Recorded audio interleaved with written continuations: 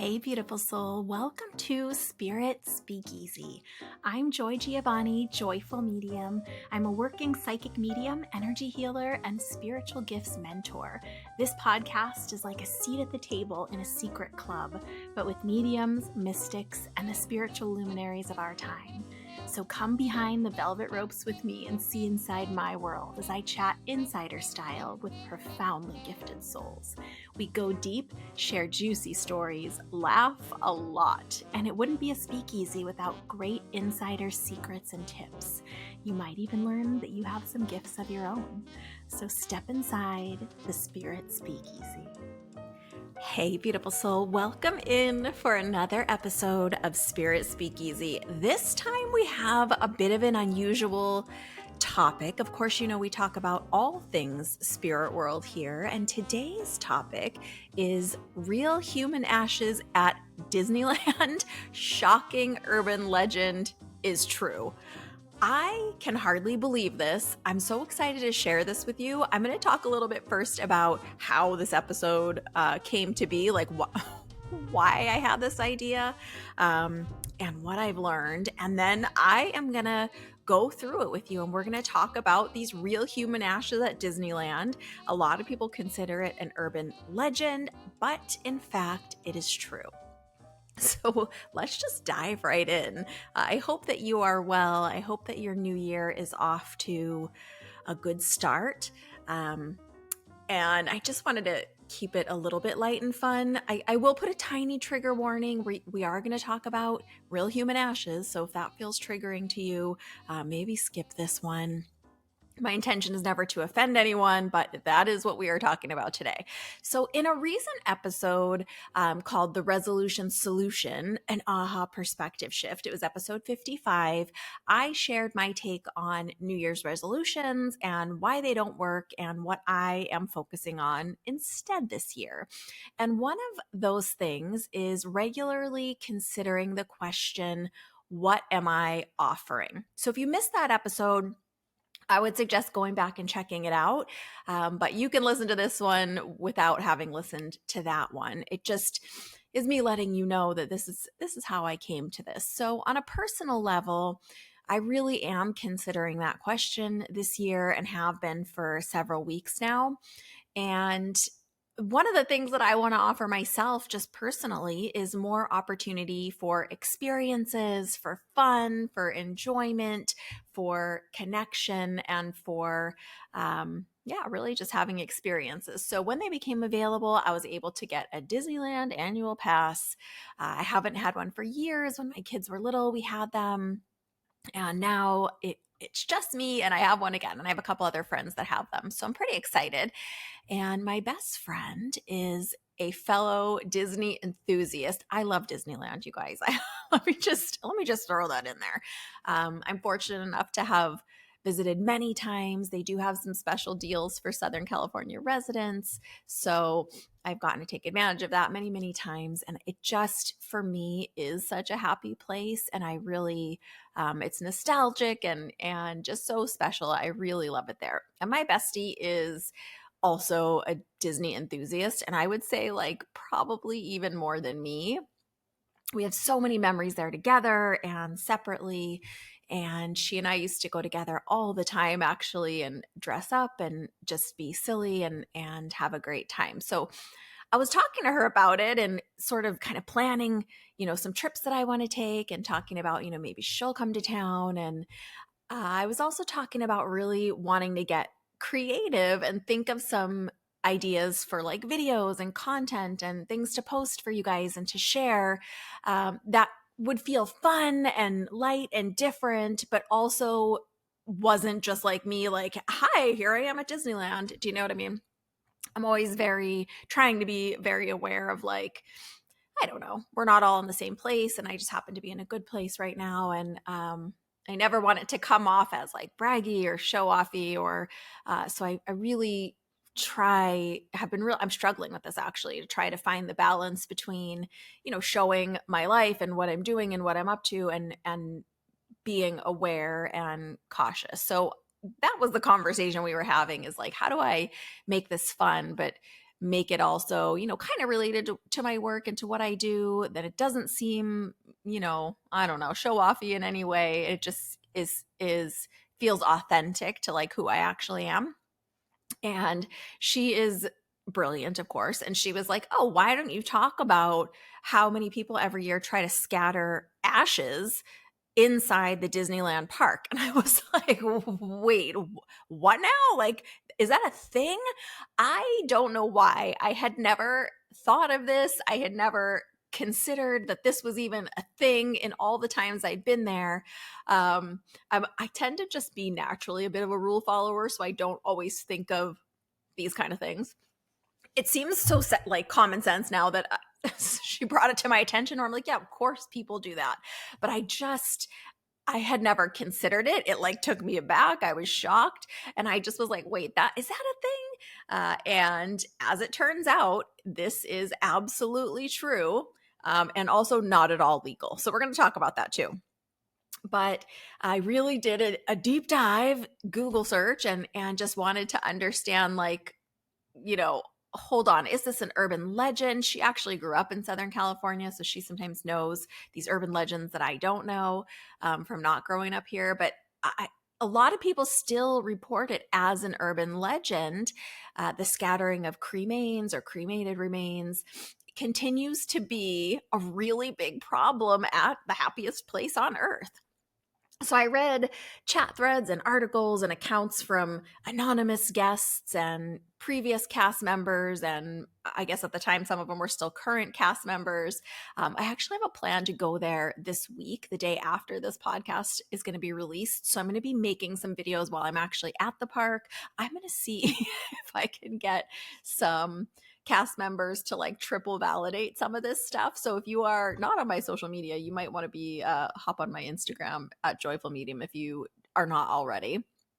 But in doing all this research, so many people had accounts and reports, and cast members have seen people, do this, and they talk about what happens and how frequently this happens and what their procedure is. And some of the guests that shared that they had actually done this, like there were accounts of people saying, yeah, I did this.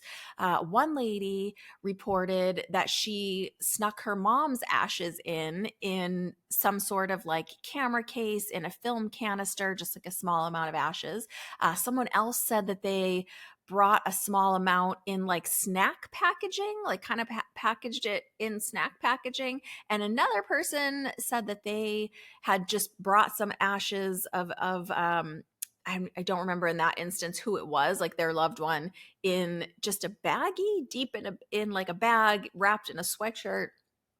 But I was thinking, like, once you get the ashes into the park, right? I mean, we all know that there are cameras everywhere. I've even seen and experienced all of the plainclothes security. So they have, if you've never been to Disneyland, I haven't been to Disney World in a million years, so I'm sure it's sort of similar there. It's the same company, obviously, but at Disneyland, there are cast members that are in uniform, so they have badges, name badges, and all of that. But then there are also security that are in just regular clothes and they look just like regular park guests. And you wouldn't, I mean, maybe some of them you could pick out, but by and large, you wouldn't be able to pick them out. We had an experience, the same best friend of mine many years ago. We were there with her oldest son when he was only like 5, I think. And we were goofing around. We had another friend with us and had her son on his shoulders and was skipping and playing and tripped and fell. And so her son was on this person's shoulders and they both fell. And cast members that were in plain clothes, these security people, rushed out from like every direction. And we were right in the entrance to Frontierland from the main part of the park. So if you know Disneyland at all, you walk down that main street, the castle in front of you, and then Disneyland has these offshoot different avenues that you could travel to like the different lands of magical Disneyland.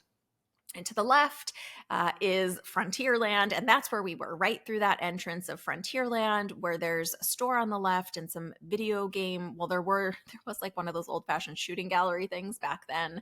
I'll let you know what's there now. I think it's a restaurant. And plainclothes security rushed out from every direction, making sure he was okay, making sure he didn't need medical attention. It was the craziest thing. So that's what's there. Plus, I think we all, even if you don't know or haven't seen them, could assume that there are thousands of cameras everywhere in that park.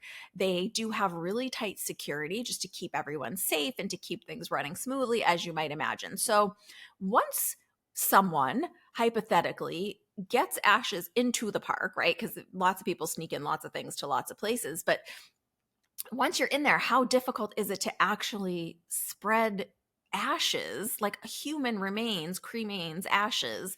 And how often does this actually happen? I was wondering. The answers are pretty difficult and it happens a lot. So, in fact, this happens so often that the Disney cast members actually have a special code. Like, when they will shut down a ride, or we're going to talk about that, or when you hear them call a code out. So it's code A, and A is for ashes. So if you are ever at the park and you hear code A, that means someone is spreading the ashes of their dearly departed loved one. And here's how it works. When the ashes are spread, a cast member typically sees it on the cameras first. They say the accounts tend to say it looks kind of like a white powdery substance. And the cast member immediately calls this code A, closes down the ride, and they say that the closure is due to technical difficulties. So I'm definitely going to be listening for this and posting about it if it happens. So technical difficulties is the way that they announce it to the riders, the guests, right? And they evacuate the ride. Once the ride is evacuated, the managers, the higher level employees have to ride through the attraction and look for anything that resembles ashes.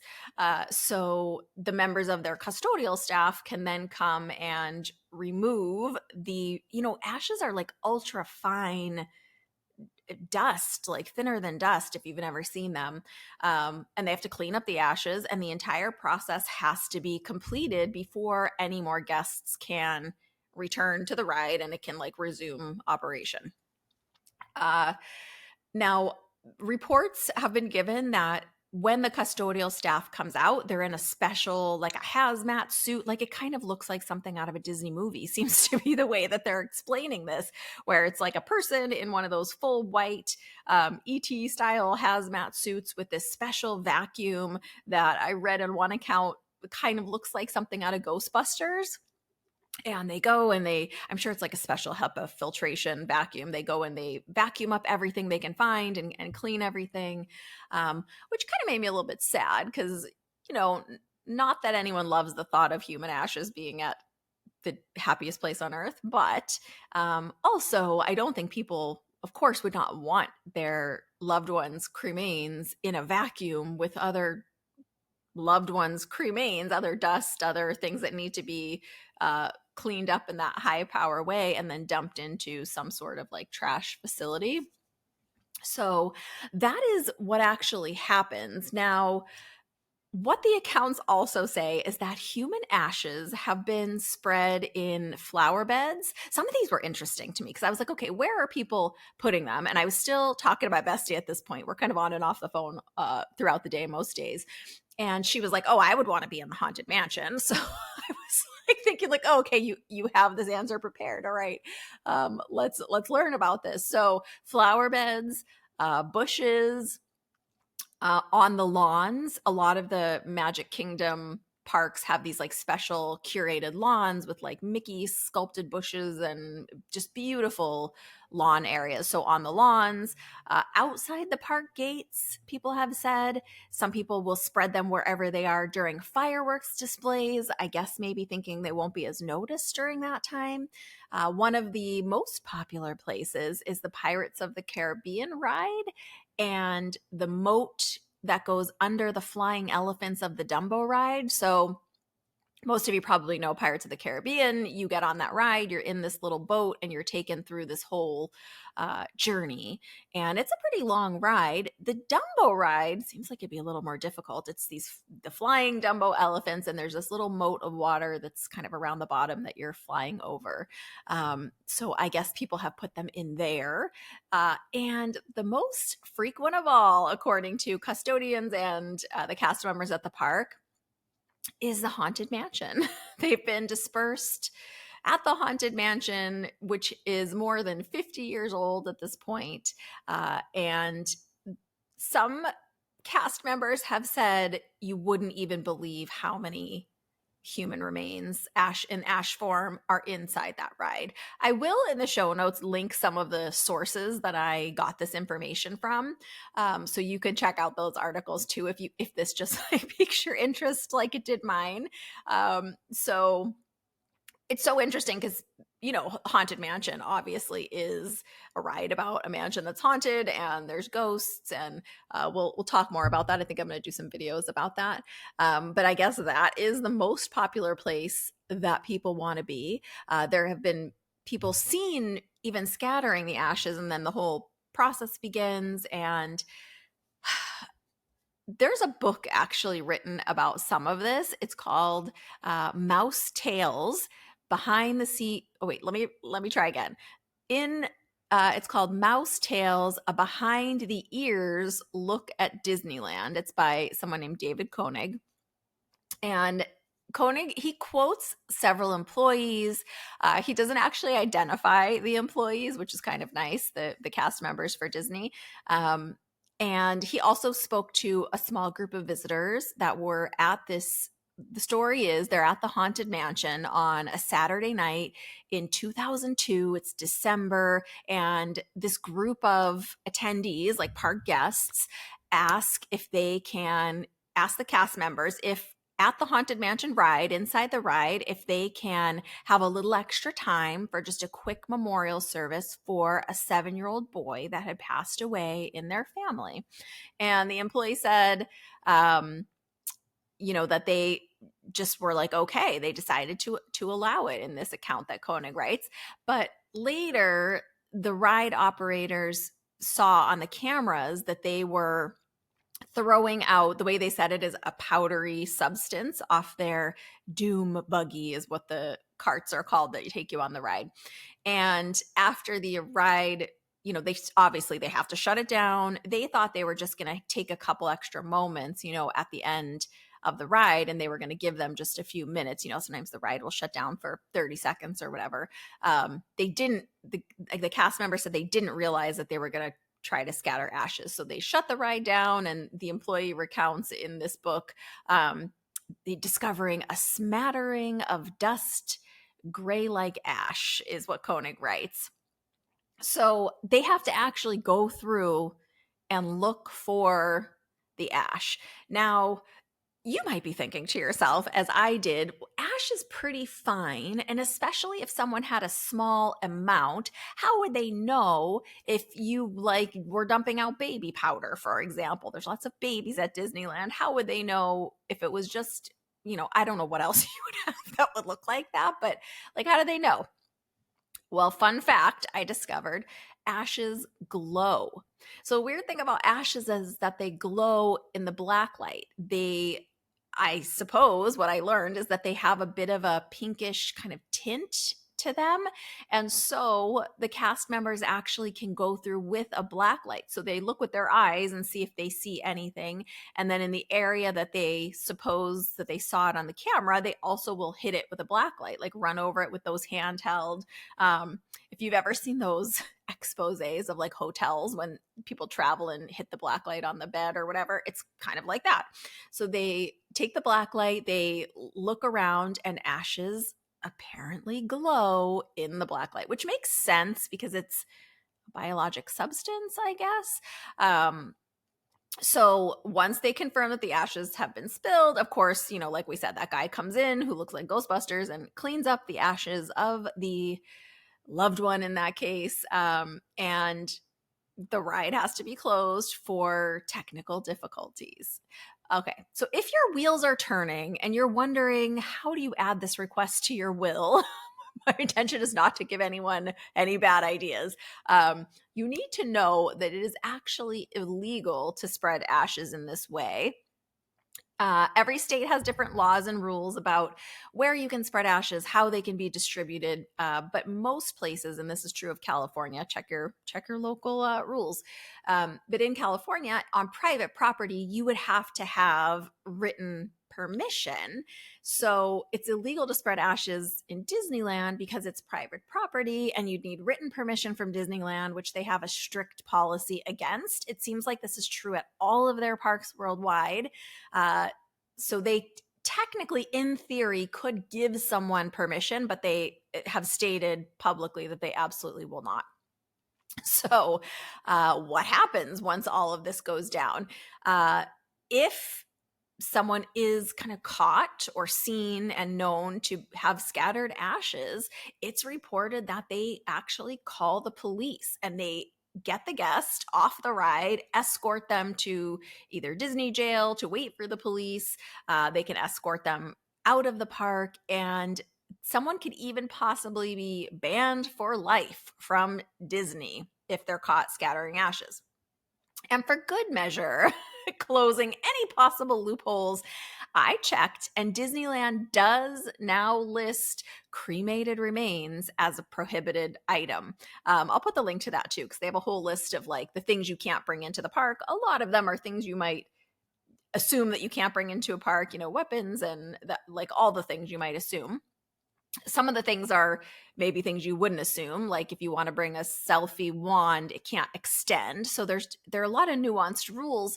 They didn't used to have cremated remains as an item, an object, on this list of things you can't bring in. So it was a little bit of a loophole, right? You weren't allowed to spread them. There was no rule against, it wasn't on the list of things you can't bring in, maybe gray area. So they caught that and closed the gap in that loophole. And it is actually on the list of prohibited items now, cremated remains.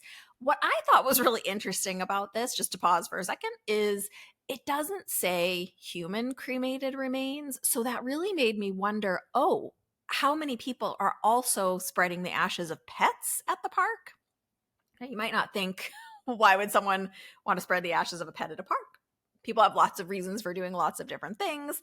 But I just thought it was interesting that it says cremated remains. So not human, not pet, no cremated remains are you allowed to bring in or spread at Disney. On the bright side, just from, my viewpoint as a medium, I do want to let you know that you don't actually have to scatter the remains of your loved one in a place for them to actually be able to visit that place if they choose, especially with you. So, for example, suppose that you had your favorite auntie, let's call her Auntie Margaret. And she loves Disney. She loves Mickey. She loves the whole thing. Maybe you have some memories of seeing Disney movies with her. It's your thing together. And you, after her passing, are going to take a trip there. Well, just know chances are her soul would accompany you just because she cares about you, because she's excited to be with you, because she still wants to share love and memories with you. So you don't actually have to put someone's ashes in a place for them to be able to visit that place. They're not, they're totally able to travel around and move freely. Our souls can be anywhere. So they could even visit the park just because they felt like it, hypothetically. So don't feel like, even if that was someone's wish or they said, like, I really want you to scatter my ashes at the haunted mansion, and you're like, well, that's illegal. I'm not going to do that. Please don't do anything illegal. You could just go there and know that your loved one will accompany you to the park. They will be there for those memories. They will share that time with you. You, I'm sure, will think of them in that moment. You could even ask them to send you a specific sign while you're at the park. Maybe you ask them to see bubbles, or you ask, depending what their name is, maybe they could get their name to you in some way on a name tag, or you might hear it. So there's lots of other ways to invite your loved ones to the Disney parks with you. You don't have to scatter their ashes for them to be there. That being said, people are going to do what they're going to do. And if someone has it in their mind, there's a chance that, this has been a problem for Disneyland for years, apparently. Like since the beginning of Disneyland and the resorts, this has been a problem. So I don't know that it's going to stop anytime soon. I was thinking like, okay, is there a way to mitigate this situation, right? Is there some sort of like compromise or something that could be done? I did actually even read another account. This is more Disney World than Disneyland, where a family was riding in the Haunted Mansion ride. There's one scene where they wanted to distribute the ashes. They had them with them. And I guess there's a glass panel in front of the scene of this room. It's like one of the ballroom dancing scenes that's in that ride. And in Disney World, the story goes that there's this glass panel between the doom buggy, the rider, and the room that they're viewing, right? So they can look through the glass and they see the ghosts dancing in this area, and that's how the ride goes. Well, the people decided to try to spread the ashes right then, and the way the story is, it bounced off the glass and back onto them. So they're having to finish and exit the ride covered in their loved one's ashes. I just want to throw that out there because, like we were talking about earlier, it's a powdery, very lightweight substance, more or less. And if there is any breeze or any glass wall or anything at all, you could end up covered in your loved one's ashes. So something to think about. Now, I don't know if Disney would ever consider this or this will ever happen, but what do you think about the idea of Disneyland coming up with some sort of program that allows people to have a small amount of ashes, like a tiny amount, like a dime sized or penny sized or teaspoon size amount of ashes at the Disneyland park, for example, in a safe and approved way? I don't know if they'll ever do it, but I was thinking, how could this work? I know that sometimes when they're creating a new area, especially years ago when they redid the entrance to Disney in California, in Anaheim, when DCA, Disney California Adventure, was being built and opened, people had the opportunity to purchase bricks in the pavement, and you could have your name on there, your family's name, whatever.